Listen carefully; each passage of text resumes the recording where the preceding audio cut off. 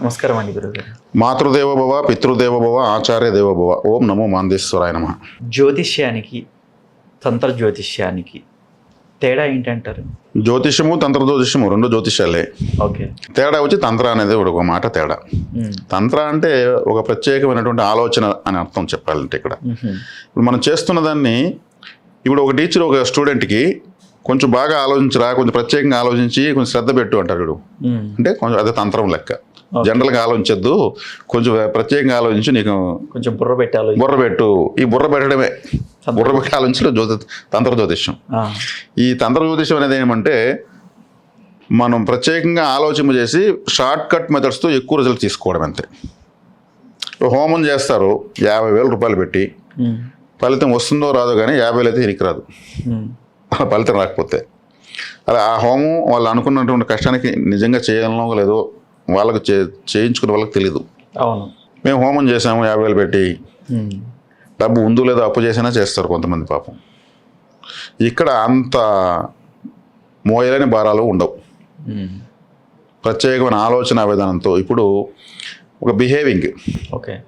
Behaving అంటే ఏమి? ఇప్పుడు టెంపుల్ ఉంటుంది, టెంపుల్ భగవంతుడి యొక్క శక్తి ఉంటుంది, మనం వెళ్తాం. అక్కడ వెళ్ళి ఎలా బిహేవ్ చేయాలి, మనం అక్కడ సరిగ్గా బిహేవ్ చేయకపోతే ఫలితం రాదు. ఓకే. చాలా డిగ్నిఫైడ్గా నమ్మకంతో ప్రేమతో అభిమానంతో వెళ్ళాలి టెంపుల్కి. ఇవేవి లేకుండా ఒక మూట కొబ్బరికాయలు కొడితే అది ఏమీ రాదు. ఓకే. ఎన్ని కొబ్బరికాయలు కాదు, ఇక్కడ పగలాలి కొబ్బరికాయ, ఒక జర్కు రావాలి భగవంతుని చూసి. ఇది కొబ్బరికాయ, ఈ కొబ్బరికాయ ఇక్కడే ఉంటుంది. ఇటువంటి భగవంతుని పులకింత అంటారు. కాబట్టి ఇటువంటి బిహేవింగ్ గ్రహాల పట్ల కావచ్చు, భగవంతుని పట్ల కావచ్చు, వాళ్ళ జీవితం పట్ల కావచ్చు, ఇది తెలియజేసేది ఈ తంత్రం. జ్యోతిష్ శాస్త్రంలో 9 గ్రహాలు ఉన్నాయి, నేను 10 గ్రహాలు చెప్తున్నాను. ఓకే. నవగ్రహాలు అంటారు అందరూ. ఈ దశమ గ్రహం కూడా ఉంది. దశమ గ్రహమే మాందేశ్వరుడు. మాందేశ్వరుడు. ఈ మాందేశ్వరుడు అంటే ప్రేత గ్రహము. ప్రేతం అంటే ఏంటి? ప్రేతం అంటే ఏముంది? దయ్యము లేదా డెడ్ బాడీ. ఓకే. ఇది 10వ గ్రహం ఉంది. ఈ 10వ గ్రహాన్ని గురించి నేను విశేషంగా నేను ఇప్పుడు ప్రతి వీడియోకి మాందేశ్వరాయ నమః అంటున్నా. అవును. ఆయన ఉపాసకుణ్ణి, ఆయన సేవకుణ్ణి, ప్రచారకుణ్ణి, ఆయన ఆరాధకుణ్ణి నేను చేస్తూ 10వ గ్రహాన్ని నేను పూజిస్తున్నాను. 9 గ్రహాలు నాకు అనుకూలంగా ఉన్నాయి. ఓకే. నాకు జ్యోతిషం నేర్పించాయి. ఇంకా ఇది తెలుసుకో, అది తెలుసుకో, ఇప్పుడున్న పరిస్థితులకు ఇలా చెప్పు అని సేవ చేస్తున్నాను. చేసుకుంటున్నారు. ఖర్చు లేనటువంటి పరిహారాలు, ఖచ్చితమైన పరిహారాలు, తొందరగా ఫలితం ఇచ్చేటువంటి ఫలితాలు తెలియజేసేది తంత్ర జ్యోతిష్యం. ఓకే. కాబట్టి ఇప్పుడు ఈ జ్యోతిష్యంలో 12 రాశులు ఉంటాయి. దీంట్లో వైద్య జ్యోతిషం ఉంది, డిగ్రీ అస్ట్రాలజీ ఒకటి ఉంది, 27 నక్షత్రాలకు 108 పాదాలు ఉన్నాయి.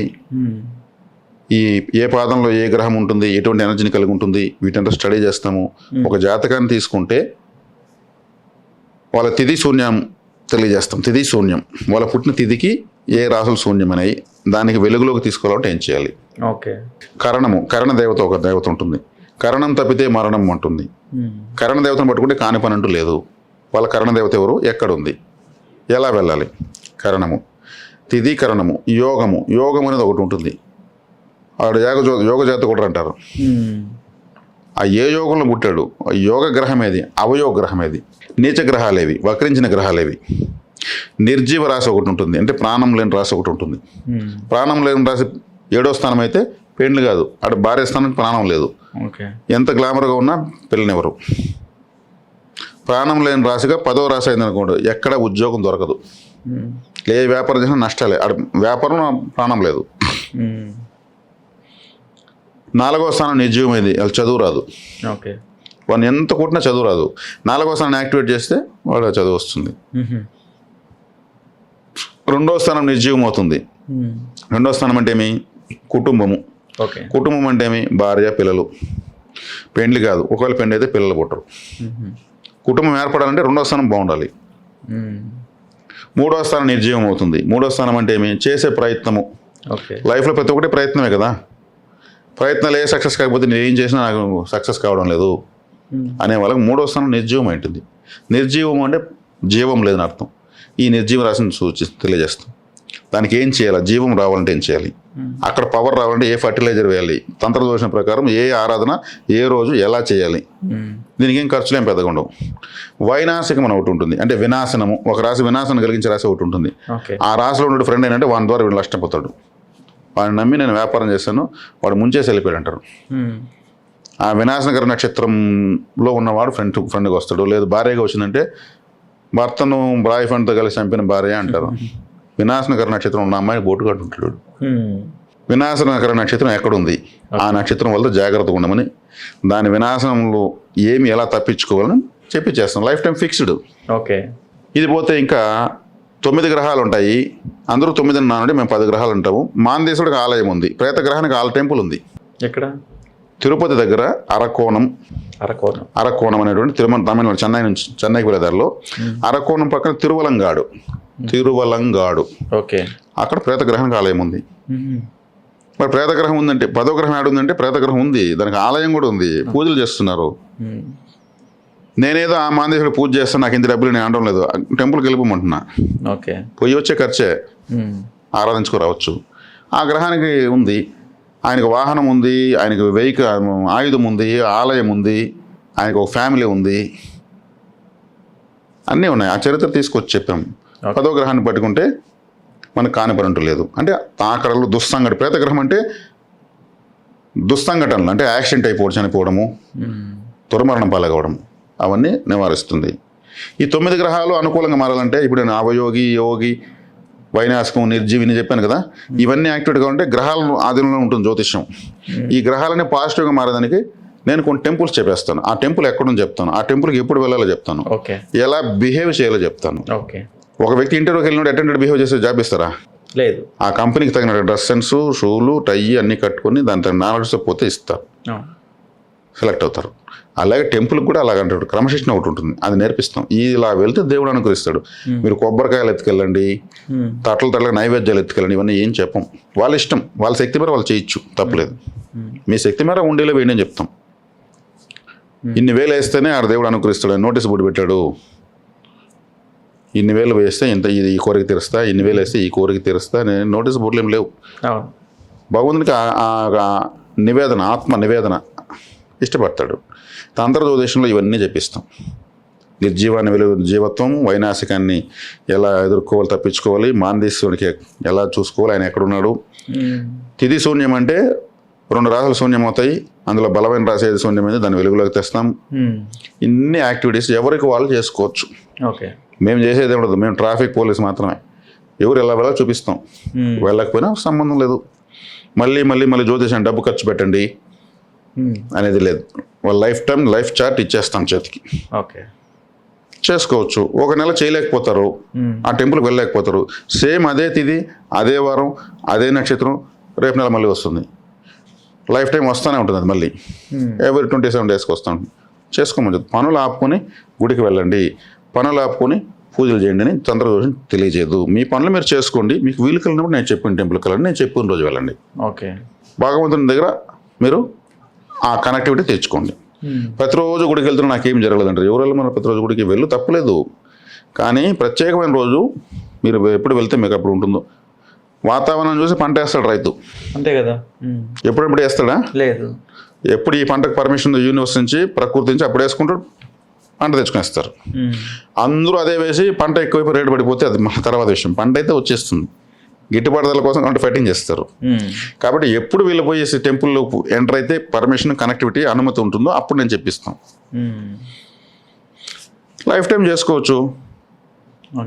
దూరంగా ఉండే టెంపుల్కి తక్కువ వెళ్ళండి, దగ్గరగా ఉన్న టెంపుల్కి ఎక్కువ వెళ్ళండి. మీ పనులకు ఆటంకం చేసుకోవద్దండి. ఇక్కడ హోమాలు ఉండవు, నవరత్నాలు ఉండవు, యంత్రాలు ఉండవు, యాగాలు ఉండవు. మాటికి మా క్యూఆర్ కోడ్కి డబ్బులు ఇచ్చే పని వద్దు, ఇచ్చినా మేము తీసుకోం, అది కరెక్ట్ కాదు. ఇది ఈ ఫార్మాట్ తెలియజేసిందని మేమేదో ఒకసారి 1 టైం ఫీజు తీసుకుంటాం. వాళ్ళు రికార్డింగ్ చేసుకోమంటాం, రికార్డింగ్ చేసుకుంటారు, మెయిల్లో పెట్టుకుంటారు, మళ్ళీ వింటారు, రాసుకుంటారు, పరిహార చాట్ని రాసి లామినేషన్ చేసుకుని చక్కగా ఆరాధించుకోమంటాం. లక్షల ఆలయాలు, ఇప్పుడు ఆలయాల ఫలితం లేకపోతే హిందువులే ఈ ఆలయాలు వీళ్ళే కూడా ఉంటారు, కొట్టి తొలిచేసి ఉంటారు. అది ఎప్పుడు వెళ్ళాలి? ఇప్పుడు కలెక్టర్ దగ్గరికి వెళ్తాము, కలెక్టర్ ఇప్పుడు బిజీగా ఉన్నాడా, ఆయన ఎట్లుంది మూడు అంటే బయట ఉంటాడు ఒక అతను, ఇప్పుడు వద్దు కరెక్ట్గా 12 గంటలకు ఆయన ఫ్రీగా ఉంటాడు అంటాడు. అవును. అప్పుడు నీ పని అయిపోతుంది అంటాడు. అంతే, మీకు ఇవ్వడానికి దేవుడు ఎప్పుడు ఫ్రీగా ఉంటాడో మేము తెలియజేస్తాం, ఆ క్లైమేట్ చెప్పిస్తాం, అప్పుడు వెళ్తే కనెక్టెడ్ సిగ్నేచర్ పడిపోతుంది. ఇది తంత్ర జ్యోతిషంలో ఇంత సులభతరమైనటువంటివి, ఖచ్చితమైనవి, ఖచ్చితంగా ఫలితాలు ఇచ్చేటువంటివి మేము చెప్పిస్తాం. కాబట్టి చాలా ఈజీగా ఉంటుంది. తంత్రం అంటే ఇక్కడ ఏదో అయిపోతుంది, ఏం లేదు. నేను ఎట్లున్నాను చూడండి, ఎంత ఫ్రెండ్లీగా, ఎంత హోమ్లీగా, ఎంత ఫ్యామిలీగా, ఎంత నేచురల్గా, ఎంత సోషల్గా ఉన్నాను. నేను పెద్ద పెద్ద పట్టీలు తీసేసి నాకు అనుభవములు ఇలా ఉంటూ ఇంతంత పూసలు వేసుకొని గంభీరంగా కడియాలు వేసుకొని ఏదో ఒక మంత్రదండం ఇలా పెట్టుకొని నేను ఉన్నాను. అలాగే ఉన్నా, అలా ఉండాలని అవసరం నాకేముంది, అవసరం లేదు. నేను ప్రతి ఒక 1 కోటి మందిని సంతోషపెట్టగలను నా సబ్జెక్ట్తో ఒక సంవత్సరానికి, వాళ్ళ జీవితాల్లో వాళ్ళ దారి చూపించగలను అనేటువంటి విశ్వాసం నాకు ఉంది, భగవంతుడు ఇచ్చాడు. దాన్ని చెప్తున్నాను. ఆసక్తి కలిగిన వాళ్ళు తెలుసుకుంటున్నారు, ధన్యవాదాలు తెలియజేస్తున్నారు, వాళ్ళకి వెళ్ళినప్పుడు పోతున్నారు, చేసుకుంటున్నారు. ఎంతోమంది కూడా అభినందిస్తున్నారు, వాళ్ళకి ఏదో మంచి జరిగిందని మళ్ళీ తెలియజేస్తున్నారు. చేసుకొని మేము హోమాలు చేస్తేనే ఫలితం వస్తుందని నమ్మిన వాళ్ళు చేసుకోండి. మీరు నమ్మిన సిద్ధాంతాలు మీకు న్యాయం జరుగుతుందంటే చేసుకోండి, కాదనలేదు. ఖర్చు లేనటువంటి పరిహారాలు చెప్పేదానికి నేను డిసైడ్ అయ్యాను, కంకణం కట్టుకున్నా. ఖర్చులు పెట్టించేటువంటి వాటిని నేను పరిహారాలను తీసుకోలేదు. ఉన్నాయి, ఖర్చులు పెట్టి చేసే కూడా ఉన్నాయి. అందరికీ డబ్బులు ఏం ఊరికి వస్తుందా? లేదు. నిజంగా డబ్బున్న వాళ్ళే నాకు ఫోన్ చేస్తే కూడా నేను ఖర్చుల పరిహారం చెప్తున్నా. మీకు డబ్బు ఉంది, మీరు 1 కోటి రూపాయలు 1 లక్ష రూపాయలు ఖర్చు పెట్టి పరిహారం చేస్తూనే అవుతుంది అనడం లేదు. కాకపోతే వాళ్ళ స్థాయికి తగినట్టు పరిహారం చెప్తున్నా. ఒక డబ్బు లేని వ్యక్తికి నాకేదో బాధ ఉంటే 10 వాటర్ బాటిల్ 10 మందికి ఇవ్వు బాబు, చల్లగా తాగుతారు, వాళ్ళ కడుపులోకి వెళ్తుంది. చంద్రగ్రహం, వాటర్ అంటే చంద్రుడు వెళ్తుంది, నీకు ధన్యవాదాలు తెలియజేస్తా, నీ పని అవుతుంది అని చెప్తున్నావు. అదే ఒక డబ్బున్న వ్యక్తి వచ్చి అనుకో, ఓ కాలనీకి 1 వాటర్ ట్యాంకర్ డొనేట్ చేయమంట.